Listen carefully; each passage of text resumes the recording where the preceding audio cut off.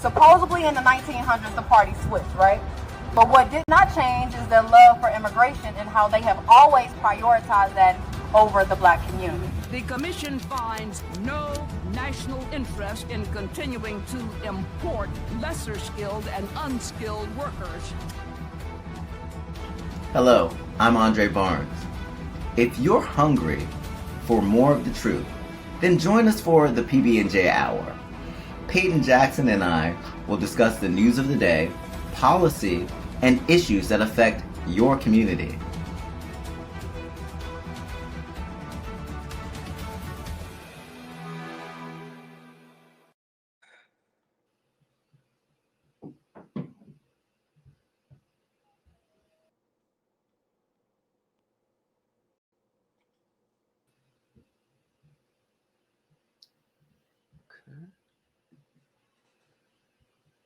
This is Andre Barnes and Peyton Jackson with Policy Barnes and Jackson, the PB&J Hour. We're back at it again.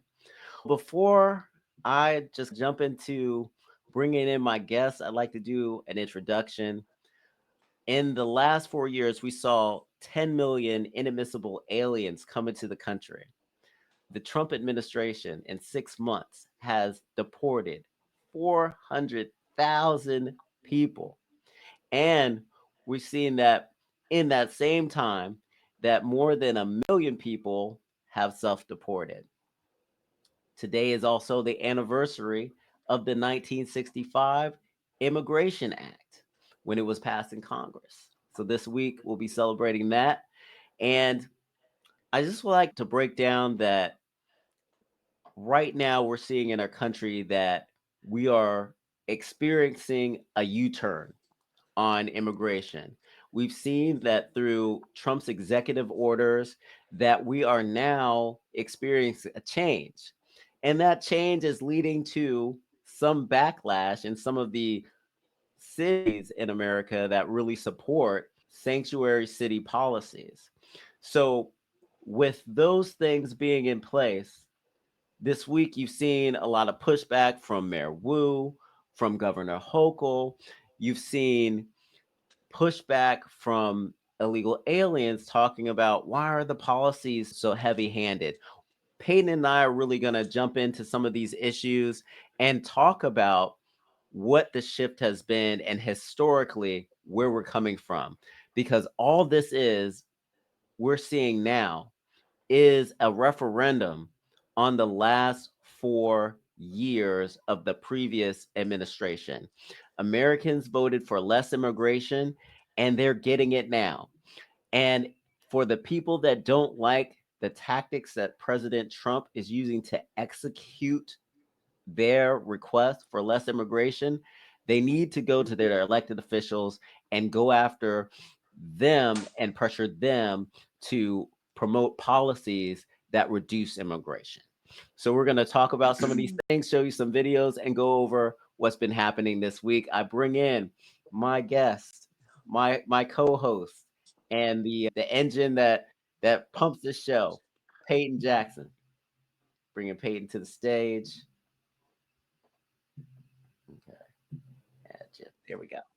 Don't say I'm the engine, because when I go back and I watch our videos, you have way more energy than me. So I'm definitely not the engine. But hey, how was your week?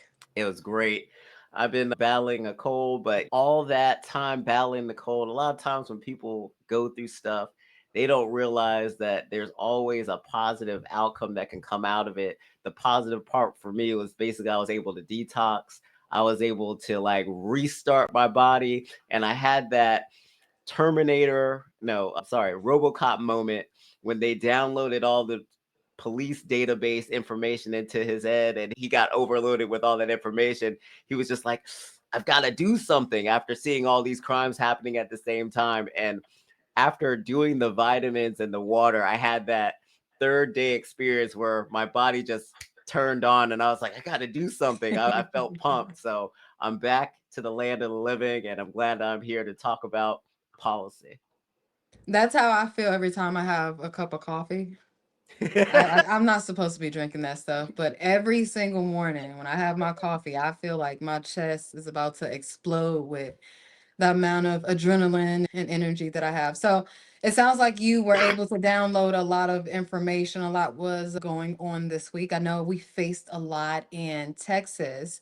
So the last time we left off, I can't remember what was the checkpoint, but to reiterate, the House committee passed a new map in Texas. The Senate committee passed a new House or the new map in Texas. They brought it to the floor. The House passed it. They brought it to the floor. The Senate passed it. And now we're just waiting on Governor Abbott. So I thought it was going to happen today. If he did sign it, I'm just ignorant to it. But from what I know, nothing has been signed yet. Fingers crossed for, I guess, tomorrow or Wednesday. But yeah, we're just waiting on Abbott. Eventually, the Texas Democrats decided to come back and, of course, complain that they weren't included in the process that they ran away from. So I'm just waiting, or we are just waiting on Governor Abbott to go ahead and lock everything in. But if you ask me, it's already been signed, and the new map is definitely in effect, according to me.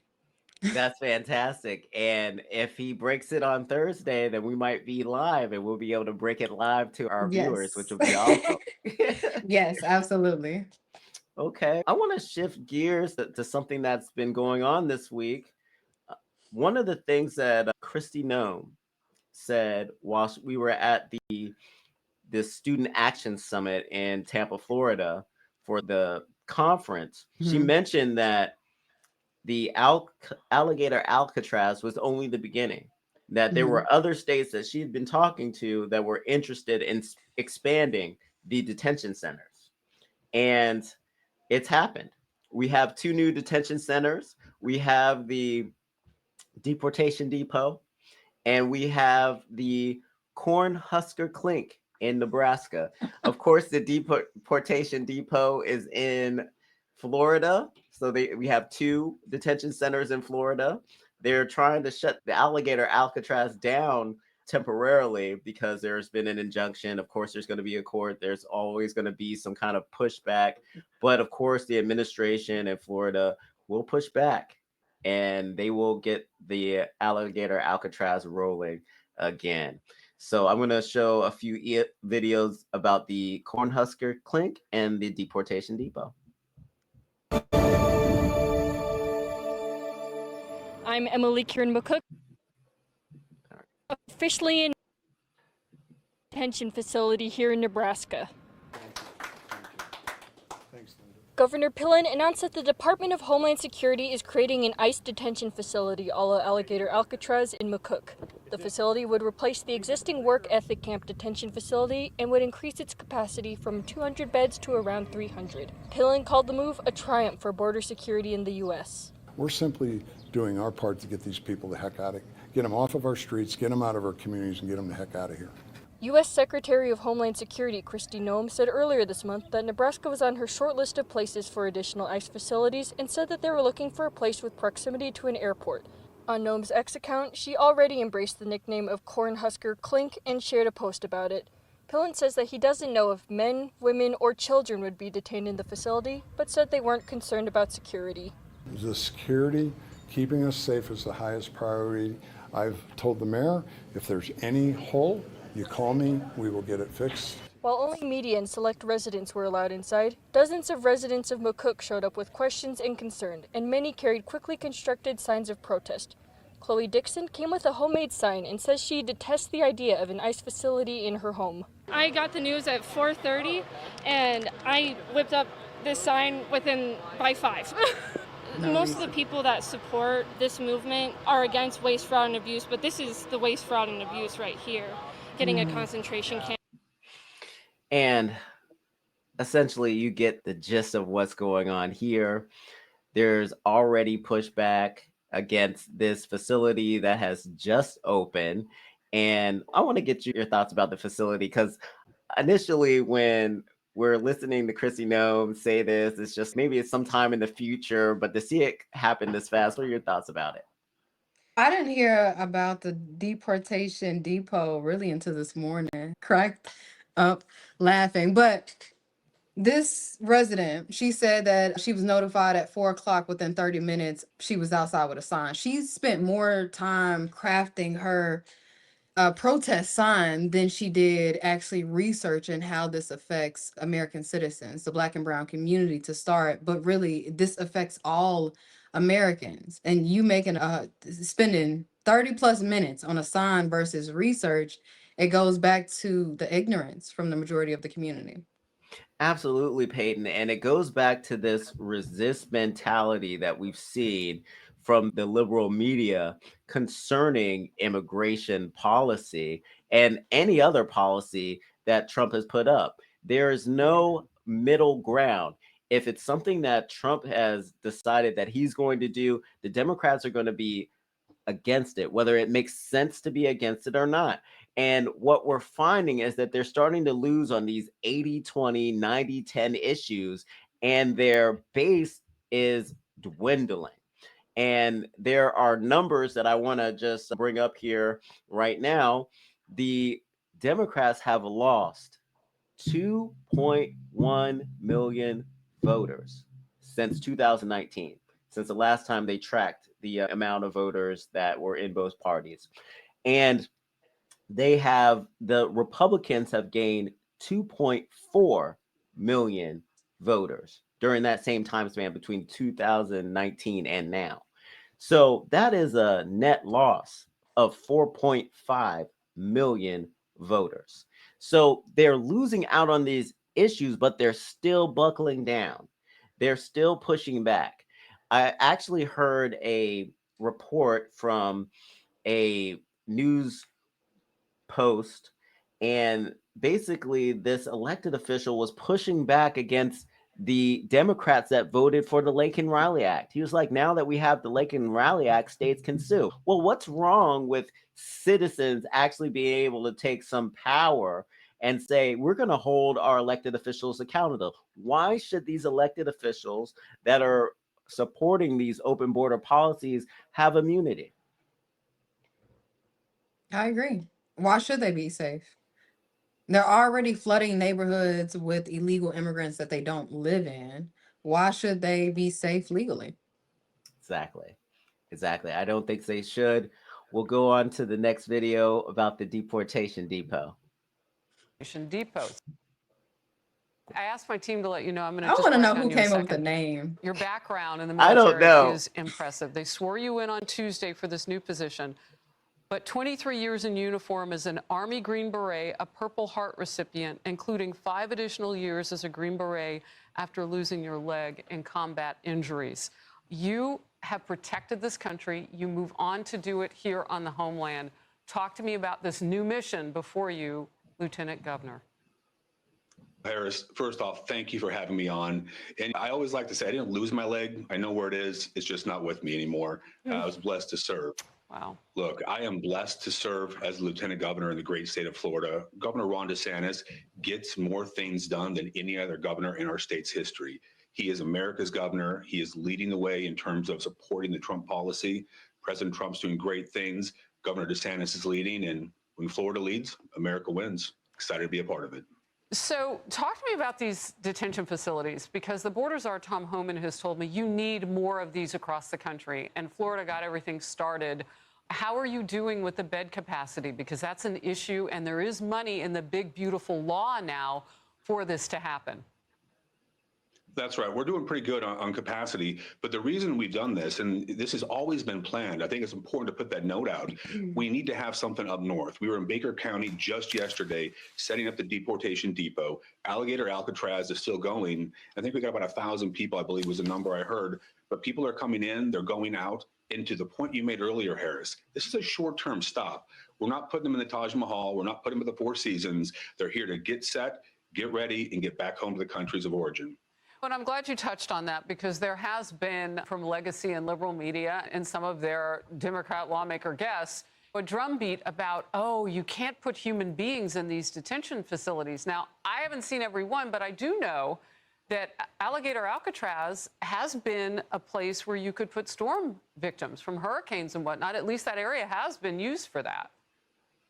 Yeah, Harris, you're spot on. Look, I'll be honest with you. I deployed all over the planet.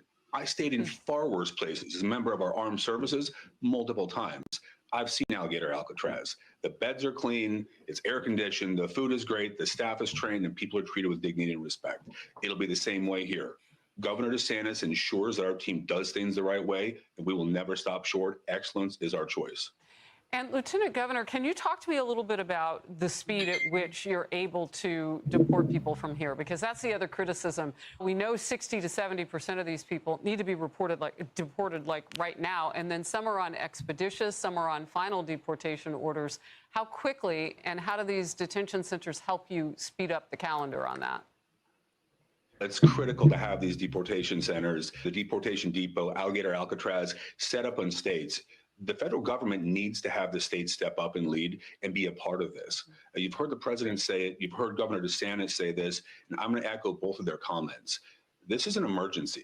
The American people have given President Trump a mandate to take illegal immigration completely seriously. And he is on a mission to solve that problem. Governor DeSantis has led on this, and having these footholds in states, working with additional law enforcement, with members of the state. Peyton, I think the Lieutenant Governor and Harris Faulkner do a great job of just summing this up.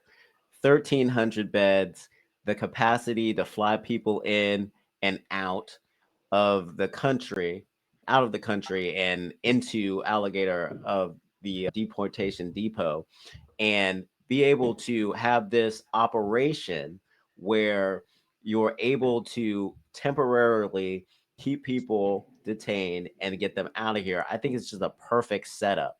And it's obviously a model that's working. We're not going to, as the Lieutenant Governor said, put people into Taj Mahal. And if you look at the conditions that they have Americans in that are detained in other countries, it's not even close to what these illegal immigrants are receiving from ICE, who has very high standards. What are your thoughts about what you saw in the video? I am super excited, and Trump, every single day I wake up, it's a new headline about something that he has accomplished this year. And I'm super proud of his administration. But I wish he had more help in Congress. And about immigration more than I do. But the first video that we looked at with the homemade sign, she did have a point. Now, this is an investment into national security. So I wouldn't necessarily say that it's wasteful spending, but it is money that we are wasting on non-citizens. Do you know of any type of current legislation or any type of past legislation that has been introduced to completely remove the whole due process path for people who entered this country illegally? Because my stance is, if there was no due process coming in, why is there due process going out? We're wasting a lot of money, and all of these resources can be put into DC, can be put into Chicago, can be put into these metroplexes that face a lot of crime, which if Trump is listening, please come to Fort Worth. Or please go to Fort Worth. They're dealing with a lot out there. But it's a lot of resources that are being deterred simply because people think that it's okay. It's been normalized for people to break into our country. So do you know of any current or past legislation that removes the whole due process pathway? Because I don't agree with it. No, I don't think there is a process, because what happens is illegal immigrants have some due process. They don't have the same due process as Americans. So this is where people really get it wrong, because they think that the due process that we get through our Miranda rights is the exact same that illegal immigrants can get, and it's not the same. So to go back to your point, the problem with the money is that having the illegal immigrants here, having so many people here legally, through a mass immigration coming into the country, is straining our resources. And we have not put together any long-term policy to address those issues. Legally. Legally. Okay. That's right. And that's through the policies that we've talked before on the show, the 1924 Immigration Act. For over 40 years, that act really controlled immigration and kept it down to less than 200,000 per year. That was on average. Now we're on average, we're over a million. And over a 4-year period, according to the Center of Immigration Studies, we saw at least 10 million inadmissible aliens come into the country. And there are higher estimates based on different organizations' take on how many people actually came in. But what we're missing is a long-term legislation. The 1965 Immigration Act, which we're celebrating this week, it was first passed in Congress this week. And we're celebrating this, and we're finding that during this time is when they promised that they wouldn't increase immigration, that they would deal with the aspects of the 1924 Immigration Act that discriminated against different groups of people. They dealt with those issues. They got rid of the racist quotas. But what they didn't fix was what they messed up on was the amount of people that they allowed in through a loophole of family reunification. And what would happen is that one family member would come into the country and they could invite as many family members as they wanted, and those weren't counted into the numbers of people that were coming in. So the They promise that weren't counted? they weren't counted, they weren't counted, and there's a great piece that I'll share with everybody toward the end of the show that discusses this loophole in detail, and we'll address that. But there was this loophole, and it was never addressed in Congress. They never fixed it. And because they never fixed it, it's gotten worse decade after decade. And it's been 60 years, and Congress hasn't addressed this issue. So, this is where we are trying to fix in just 4 years, in just 6 months, a problem that's been going on for 60 years. And we're not doing it through legal legal means through legislation. We're doing it through executive order. So all of this progress can be reversed. So if we don't get the long-term legislation, all this progress that President Trump could be reversed if a Democrat happens to get into office in 2028. I don't see it happening, but stranger things have happened. So this is where we are. And I'd like to continue to discuss how we've pivoted in our policies and how changes over time have affected our immigration policy. But before I do that, Peyton, did you have anything that you wanted to add? I'm writing down notes. Okay, Got some I'm gonna stuff to take pivot. care Okay, that's all of. right. You said we need long term. I got you. I got I you. appreciate it. Hold on one second. I'm going to pull this up. This is it. Okay, so this one.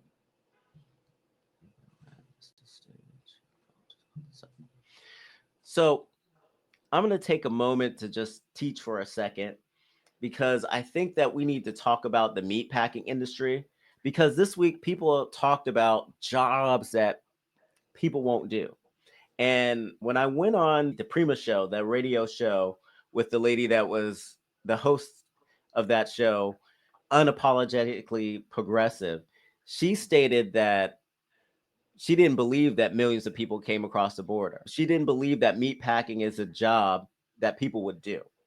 And packing used to be a really good job. And I just wanted to go over the facts. So, due to low immigration and tight labor markets, the unions grew. So, people were able to negotiate how much they were getting and their work conditions. So, basically, meat packing between the 1950s and 1970s was a middle class job, and it was a safe job, and it was one of the highest paying jobs that you can get. So you'd have a meat packer, a teacher, and a business salesman living in the same neighborhood. It wasn't until the renewal of mass immigration, 1965, that the meatpacking jobs were being destroyed. They started paying their workers less. They had more workers that would work for less, and the real wages started to go down. And if you look at the result of that in the 1980s, the meatpacking plants paid $22.31, which would be adjusted for the 2007 the year of 2007. So in 1980s, they were paying around 22.31. But in 2007, for the same job, they're paying 11.81. So it's half of what they used to pay. So why are they able to do that, Peyton? They're able to do that because of cheap immigrant labor. If you have people that will come in, desperately work under any conditions, under any pay, Americans aren't going to do that. You're not going to attract Americans that way. And you're not going to want Americans there because you're not going to create an environment that's going to attract them. What are your thoughts about the meatpacking industry and just getting that breakdown? The second you said unions, it took me back to the back of the higher line Yep. and what they say about what happened in regard to the unions and how white immigrants came over literally kicking Black Americans out of the workforce. That's And right. I didn't know that. I didn't Yeah. know the history between Americans, Black Americans, Brown Americans, and unions. And furthermore, I didn't know that it was white immigrants participating in the racism. I thought that was really weird when I Yeah. found that out. But it goes back to the education. I Yep. learned a lot when I read that book. It took me a year to really consume the book because I like to multitask, but you can Yep. read it within a good month, a couple of Yep. weeks, especially if you hone into everything. But I wanted to stop and research everything that I read because I can't believe everything just because it's in print. And two, I was in awe in regard to the history of the Black community and working and how mass immigration affects workers. So when you see something like this, after reading books like Back of the Higher Line, it's okay, yeah, I knew that happened. But when will the rest of the community wake up to what's going on? Because if you ask me, history is repeating itself every single day. And Absolutely. the community, we don't have to listen to the white man if we don't want to. We can fact check all of this. And I'm not trying to point out race, but I would be remiss if I didn't point out the majority of the Black community, the majority of, or somewhat of the brown community, we close our ears whenever a white person is talking, no matter how factual they may be.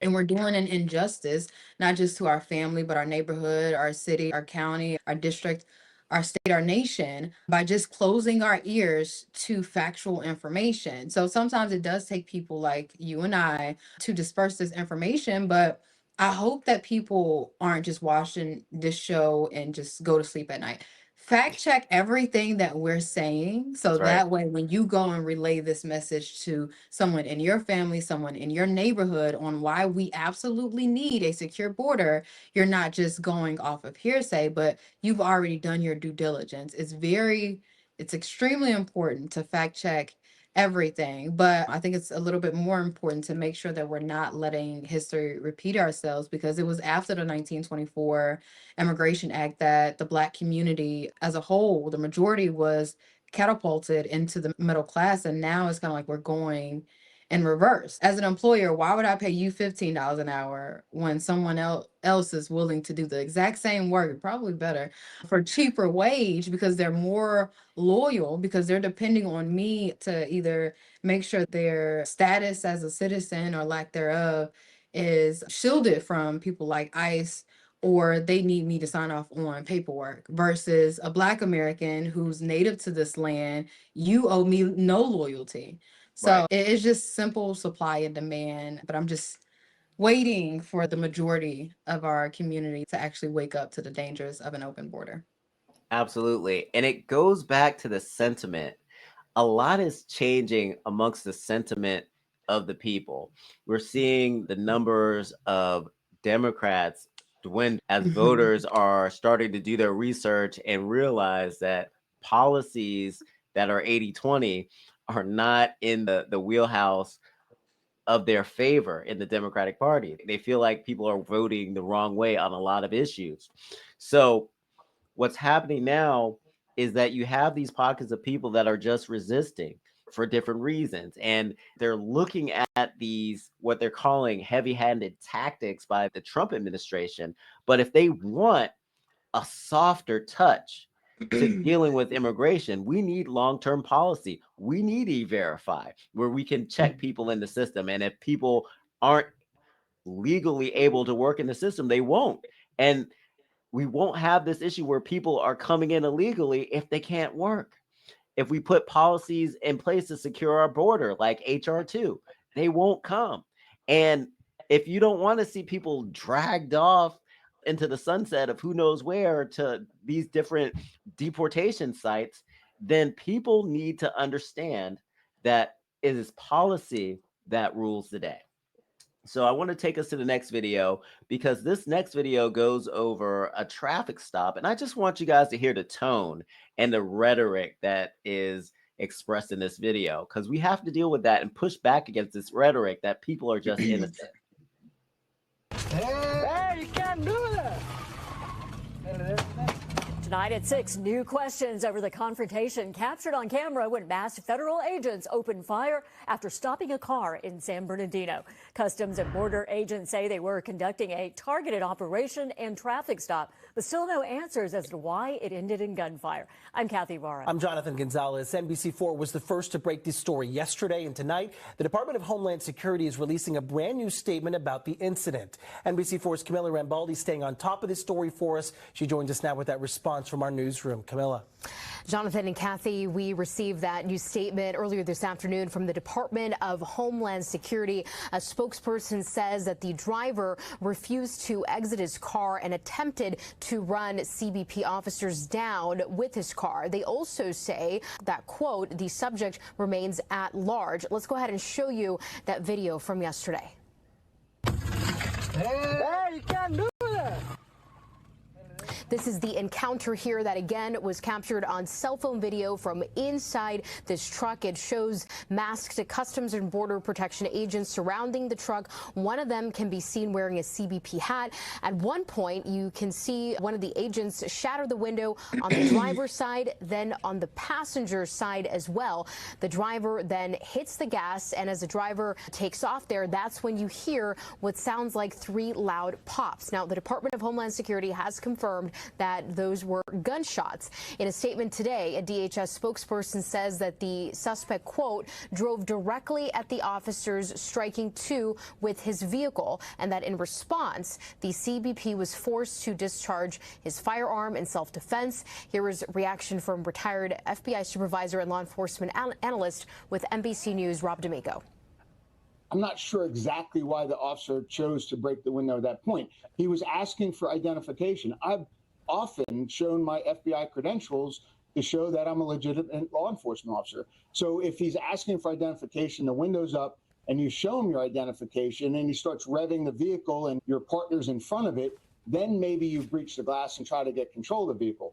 But at that point, he's just asking for identification. Following the encounter, San Bernardino police and federal agents then showed up at the home of the driver, clashing here with community members outside. As you can see in today's statement, DHS claims that the suspect was briefly taken into custody by San Bernardino police and then released, but a PIO with the department telling NBC4 that they have no knowledge of any arrests or detainments. I don't understand why shots were fired and that didn't result in actually a federal arrest warrant against the person that drove the vehicle away. So I'm not understanding that. I think maybe they reviewed it and I think maybe higher ups in the agency or a judge reviewed it and did not think that the evidence that those officers had that they used deadly force were enough to get arrest warrants. NBC4 has asked DHS why the driver was initially stopped. They did not comment. They also didn't specify the injuries of the 2 federal officers. That's the very latest from the newsroom. Camilla Rambaldi, NBC4 News. So as you can see, people are not respecting the authority of our officers that are dealing with our border security and who are at these different checkpoints. And it's really causing an issue. But do you see they're like questioning the policing tactics? And this always happens. If it's regular police officers, they're questioning the police tactics. But I'm telling you, with these enforcement checks, they are not playing games. If they're asking you to stop your car, roll down your window, if you're not complying, they're not going to ask you nicely too many times. I just want to get your thoughts about this video because you're seeing like this buildup and all this protest around what's happening. I definitely want to see their body cam video, and I definitely want to know exactly what happened because it wasn't clear to me. But if he literally tried to hit an officer with that car and he was released, that's a part of the problem. That's right. If he is in fact here illegally and he was released, that's a part of the problem.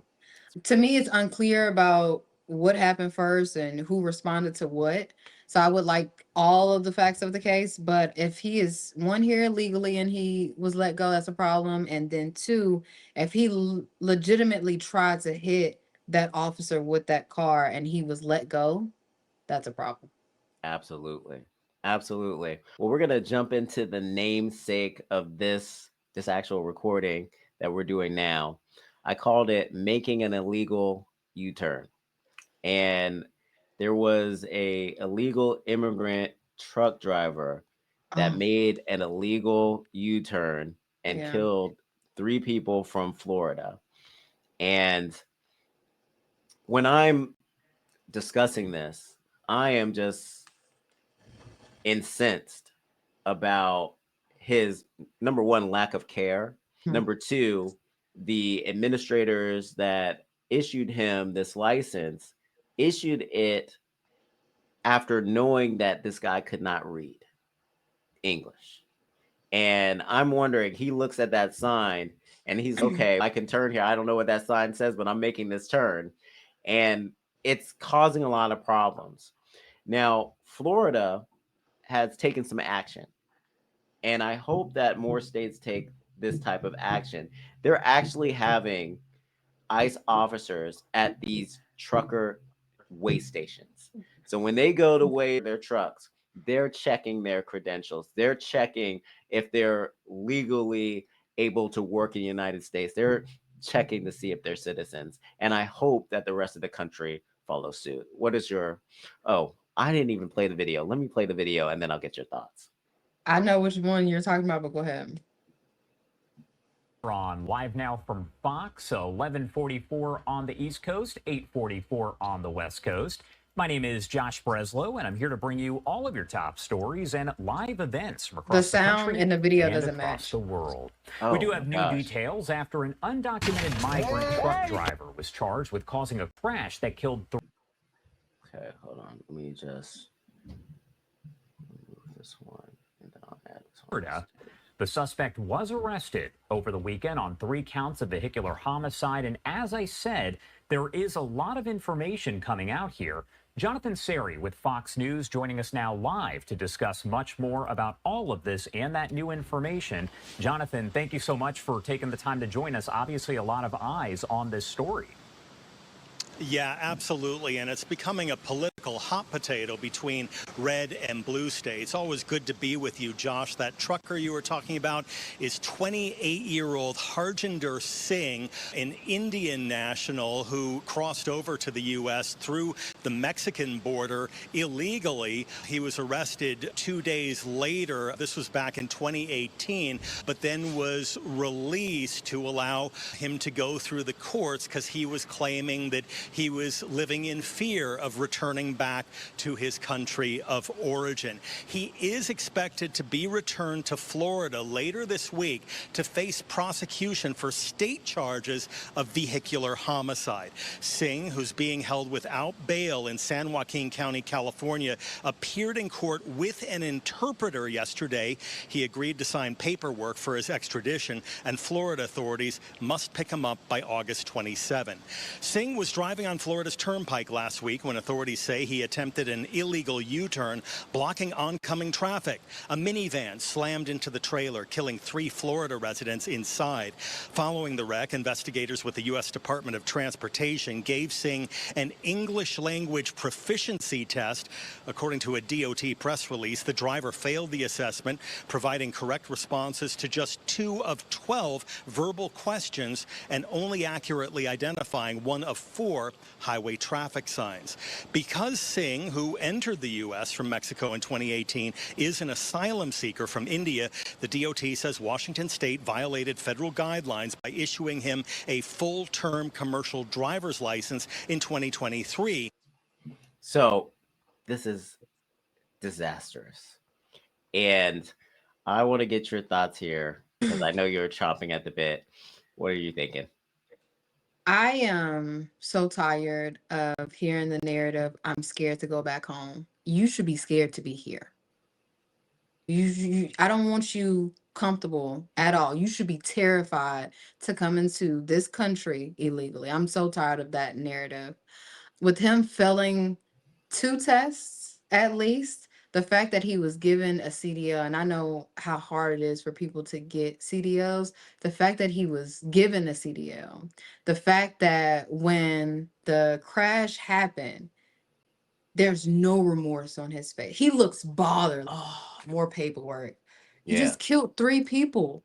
Yeah. You just killed 3 people. So add 3 more people onto the list of Americans that have been killed at the hands of illegal immigrants, whether that's by gun violence, whether that's by drugs and fentanyl, whether that's by CDL that was given to him. I am so tired of the narrative, I'm scared to go back home. You should be scared to be here illegally. And I'll just leave it there. I like that response, Peyton, because I think that the president is creating an atmosphere of fear because it's something that the Democrats always complain about. Our constituents are in fear. They should be. If they're here illegally, they should be in fear.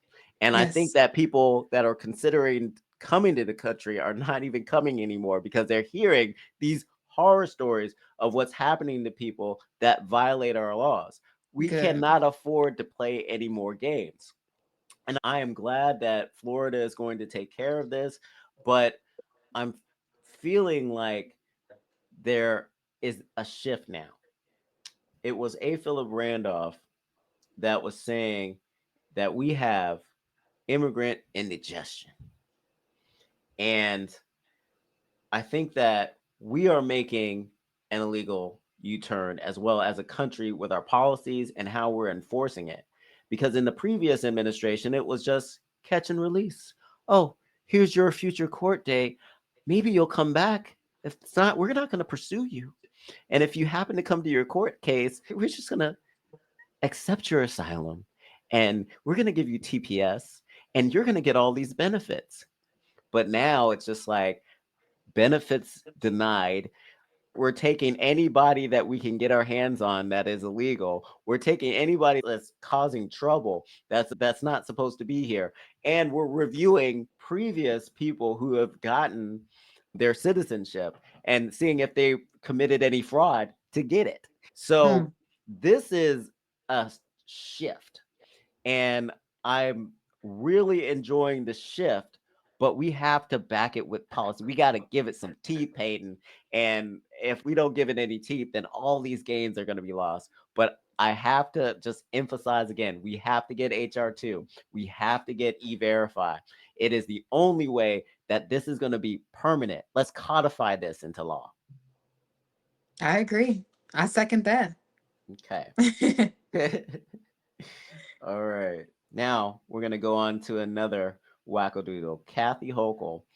And we're not going to get her words because her words we're going to get a report about some of the things that she's saying about immigration. It just happened that a mother and daughter that were here illegally were deported, and she didn't take too kindly to her being deported and is requesting her back. But we'll look at this report now. She can go with him if she wants. Exactly. she has reached out to DHS calling for the release of a Queens family from ICE custody. The three family members were detained last Tuesday during a routine. My bad. I gotta. It's okay. Take him down. And they say New Mexico State Police appear to have failed to assess his English skills during a roadside inspection earlier this year. Or Manhattan. The mother and 6-year-old daughter, a New York City school student, were transferred to a detention center in Texas, and the 19-year-old son is at Delaney Hall in Newark. DHS said in a statement, the mother entered the U.S. illegally from Ecuador with her children in 2022. So she entered illegally in 2022, and now the governor is incensed because she thinks that people should just be here illegally. They're not doing anything illegally. Why are we deporting this woman and her child? Like, this sentiment is creating this partisan environment around immigration, because you have one camp that's talking about the rule of law. Then you have another camp that's looking at the care and safety of illegal immigrants. Why can't two things be true? And why can't we look at the care and the safety of Americans? So this is where the contention is. And I wanted people to hear those sentiments about the demand for this mother and her daughter being returned. What are your thoughts, Peyton? I think the faster Trump moves to remove non-citizens from our census, the better. The way that Democrats fight for people who entered this country illegally or overstayed their welcome is just sickening. We have homeless vets. We have hungry children. We have U.S. citizens that need all of the resources that we waste on this issue. We have U.S. citizens who need those resources. Again, homeless vets. I cannot wait until Trump fixes the census. I didn't know that he was working on that in his first administration. I had no idea. I was ignorant to the fact that non-citizens were included into our census until about a month ago. But knowing that he's taking care of this issue, I believe that once everything is said and done, once non-citizens aren't beneficial to Democrats, I think it's going to reserve all, or not reserve, but rectify their fight when it comes to people who literally broke the law to get here in comparison to actually helping their constituents who are actually citizens of this nation. Absolutely. And we reviewed that video from Cornhusker Clink of the lady that got the notification that the detention center was going up, and she decided that she was going to create a sign and protest.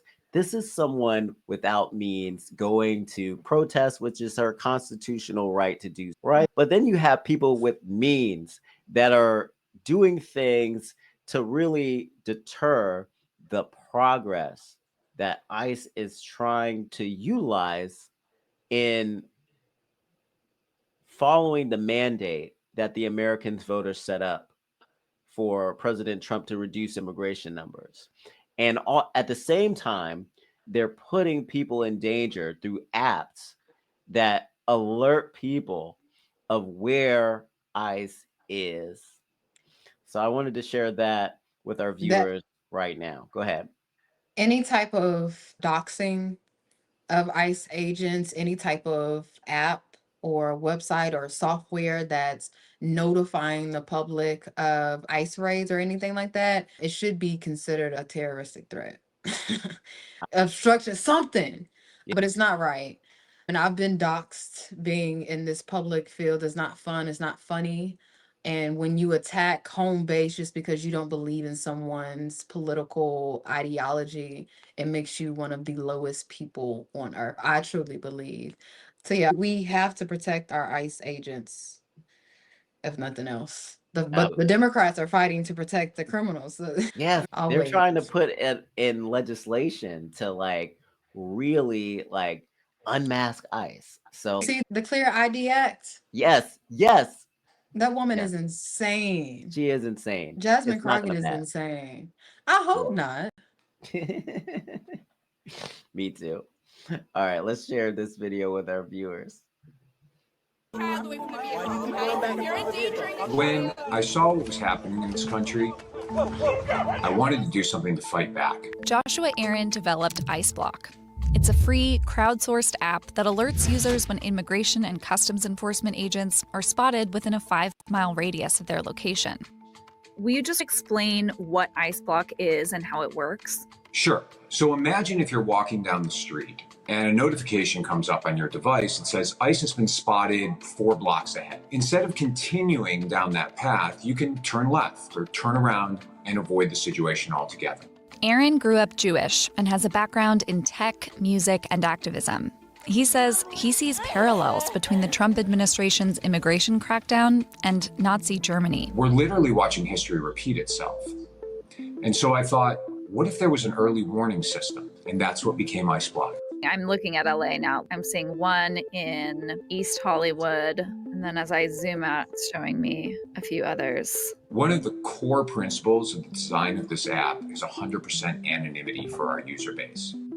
As of today, we have 20,000 users. We're hoping to grow that 10 or 100 times, of course. But there is no sign-up process.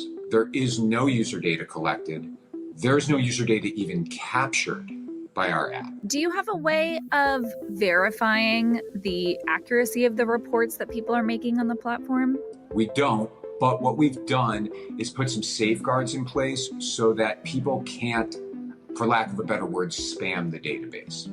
Every reported sighting is deleted in 4 hours' time, as you can only report within a 5-mile radius of your own location. Beyond that, we have a 5-minute limit. So when you report a sighting, you can't report another one for 5 minutes.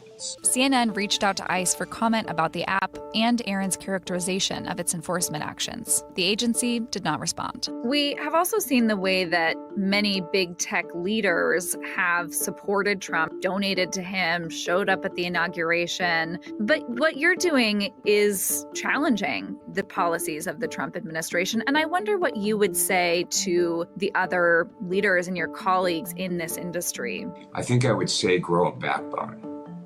You can't just be about the money. I understand that you have shareholders to report to. I understand that you have employees that need their paychecks.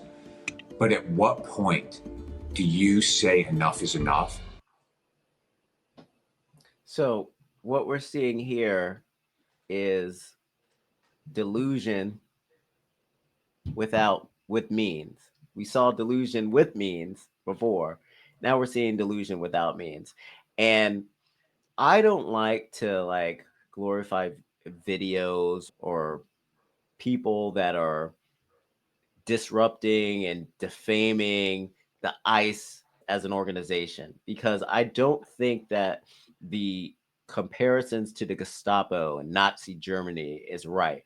I don't understand why CNN is bringing this guy out, knowing the facts behind what he's doing and glorifying this app and getting it out there for people to use. I was very disappointed in the reporting, but it seems a part of their narrative.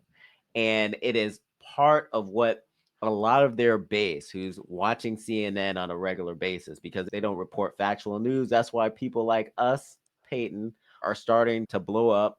This is why all the independent media is blowing up, because they are no longer giving the facts. They are in the pocket of these organizations that are promoting more immigration, mass immigration. They're not interested in decreasing immigration, and anything that goes against the Trump administration, CNN's all for. What are your thoughts? I have a few. Number one, he is wasting his talent. I don't know too many people that can actually make an app. With AI, it's a lot easier, but Yeah. for an app to be functional and user friendly, which that one seems, I don't have it downloaded, but it seems very user friendly and everything was thought out. He's wasting his talent. Number two, the app should be automatically taken down like they did TikTok for 12 hours. For our lawmakers to be so concentrated on apps like TikTok, which I'm not a huge fan of the app anymore, but for us to be so fixated and then claim national security when we have apps like, what is it called? Ice Block, Yes. is counterproductive. That's more of a threat to national security than TikTok will ever be. So it's a lot of time, a lot of resources, a lot of talent being wasted, but the app definitely needs to be taken down. And he should face some type of very stern warning, if not a fine and penalty, because the American people need to understand that this is not an issue that's negotiable. That's It's right. either you're here legally or you're not here at all. Those are the only two options. And if you don't agree with that, you can go back with them to whatever country they came from. But for you to advocate, like the woman with the sign, for you to advocate for people to break into our country, knowing that you wouldn't invite them into your home, is just insane. And I go back to saying that the American people need to understand that this is not a negotiable topic or subject. From what I know, the United States of America, we don't negotiate with terrorists. And if you break into the country, I don't know whether or not you're a terrorist, but I'm not about to take any chances. Again, how many Americans have died at the hands of illegal immigrants? And you just created an app warning people when That's right. officers, ICE officers, are in the neighborhood trying to protect this country. It's despicable. It is despicable. And it really deters their operations. They're doing what the American voters voted Trump in to do. And they're Yes. putting the lives of ICE in jeopardy because not only can people dox them, not only can people deter their operations, but they can also plan to push back against ICE. And Mhm. as the mayor of LA has stated, Mayor Bass, she has stated that the larger crowds give ICE problems. And we Mhm. notify people of where ICE is going to be, and we just show up in large numbers. And because she's put that out there, people will try to emulate that and do the same thing. So it creates all kinds of problems. Now, while you were speaking, Peyton, I did check my phone to see if the application was up or applications like that existed on Android. And I did see a ICE alerts, ICE immigration alerts. The ICE block was actually a game, but maybe on iPhone the application is still up, but there is a equivalent ICE immigration alerts on Android. So it's still up. I hope that Pam Bondi and the Trump administration take apps like this down because they're dangerous, they're harmful, and they're really getting in the way of what Americans voted for. Agreed. Yeah. Okay. Our last video is gonna end with a bang. Mayor Wu had a couple things to say about the Trump administration. She actually got a letter from them Mm. stating that she needed to back away from her sanctuary city policies, or the federal government was going to defund them and then also show up with enforcement. Here it is here. Here is our response. Stop attacking our cities to hide your administration's failures.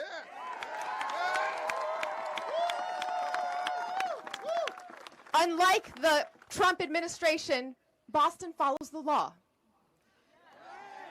And Boston will not back down from who we are and what we stand for. We will not back away from our community that has made us the safest major city in the country and a leading example of why cities around the country make this country safer, healthier, and more prosperous for all Americans.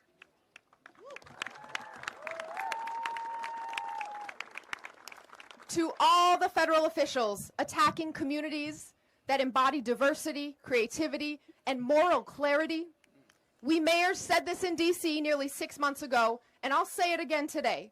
You are wrong on the law, and you are wrong on safety.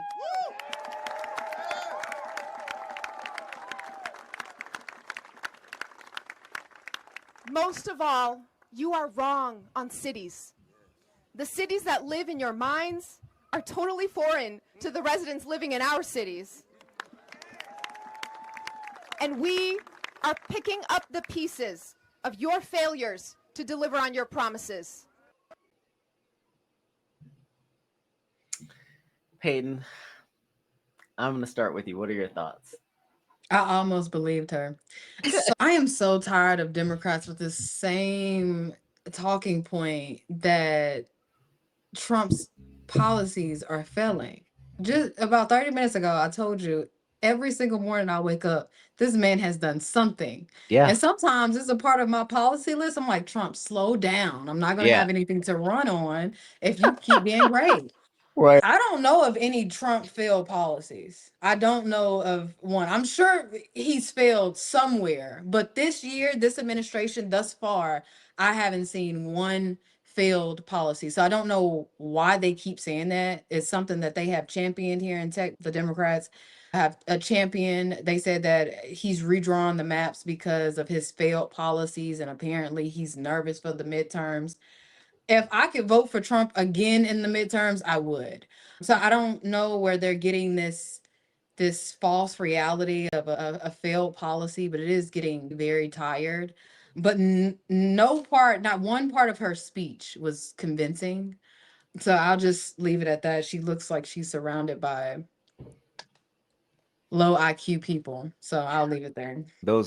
Some of those low IQ people that were surrounding her were part of her cabinet, because those were the counselors that work under her in her cabinet. So they're all there backing her in her fiery speech, saying that Trump has it wrong and we're going to stand up for illegal immigrants. So in my little caption under my name, I wrote educator activist. And the reason I wrote activist is because I work with a lot of activists. And I travel around the country and I work with them closely. And I've been out there with picket signs pushing back against politicians and organizations that won't lower immigration. I've worked with organizations and activists, grassroots people that have decided they want to push back. I'm like, hey, let's do a poll. Let's figure out how we can get the word out to the people. Let's do a town hall. I'm out there in those streets, and I have like footage and pictures of me out there with the protest signs with an organization local to Boston out there pushing back against this narrative that everybody in Boston wants illegal immigration. It's not true. They want those numbers reduced. And she's going to find out pretty soon that the Trump administration is not playing. Chicago is about to find out soon that the Trump administration is not playing. And everything that he's saying to now, what he's doing in DC now, is something that he promised in his first administration. Promises made, promises kept. In his first administration, he said that he wanted to do something to address the violence in Chicago. Legal battle after all these things that he was dealing with in his first administration, he didn't get to it. They blocked him in 2020 from being the president. And then in 2024, it's back to business and following through on the promises he's made. And what did he say drew him back to remembrance of this promise? Is his constituents are holding him accountable. They're contacting him. Come to Chicago, come to Colorado, come to Fort Worth, come to Boston, come to DC. So it is the people that are driving this. And if the people have looked at some of the things that people are saying about the National Guard being in DC, the people have welcomed it. And for an 11-day period, there has not been a single murder in DC, which is unheard of, because every week in DC, there's a murder until the National Guard has come. I have been in DC and I haven't had a whole bunch of issues. But recently, I had someone follow me through a turnstile in the metro. So he got through for free. He followed me so smoothly, so quickly, he was able to get through. I was like, am I going to fight this guy over breaking the protocol? I've had another one of my coworkers had his car stolen. Many people in DC have been mugged at gunpoint. I've seen chases in the metro station, people jumping over turnstiles and instead of paying for the metro. So all these things are happening and people are experiencing. The thing that's happening now, Peyton, is all these Democrat mayors, all these Democrat governors, they're getting together. They're having Zoom meetings and they're going over their talking points and they're all saying the same thing. The numbers in my city are down. Trump is a tyrant and we don't believe that we should be occupied. And if you listen to what they're saying, they're all saying the same thing. But there's been a legal U-turn and we're switching our policies on how we're dealing with our enforcement. And today, Peyton, we've talked about it. We've laid it out there. And I just truly believe that we're going to see a turn, but it's not going to happen until we get the long-term legislative policy. What are your thoughts, Peyton? Final thoughts. My thoughts, if we really need long-term legislation to fix our immigration issue, it sounds like we need a lot more people to do the paperwork this upcoming winter for Congress. I'm calling all young Christian conservatives, please work with me in Congress because everything that I introduce, I'm going to need support on. I can introduce long-term legislation that reduces immigration, but I need support. Or I'll just be like Jasmine Crockett and Mark Vesey. I can introduce a lot, but what's really going to pass the House and then the Senate? Again, it has to be more than just me. I am super excited for this winter, for this run, for this bid. But again, I need more people in Texas to step up to the plate for the midterms this winter. And then outside of Texas, please step up and do the paperwork. I know for each state is different requirements. In the state of Texas, you need 500 signatures on your petition or $3,000.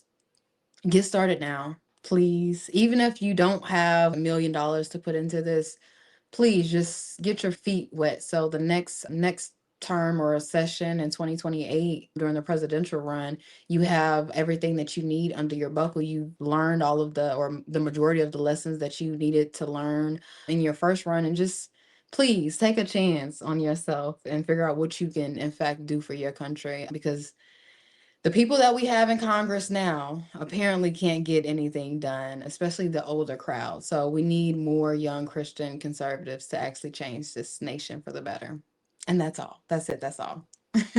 That's fantastic. We'll see you later in the week on our next episode of Policy Barnes and Jackson, where we'll take you through what's going on during the week and talk about the policies and also get our thoughts about what's happening. Until next time. Bye, guys.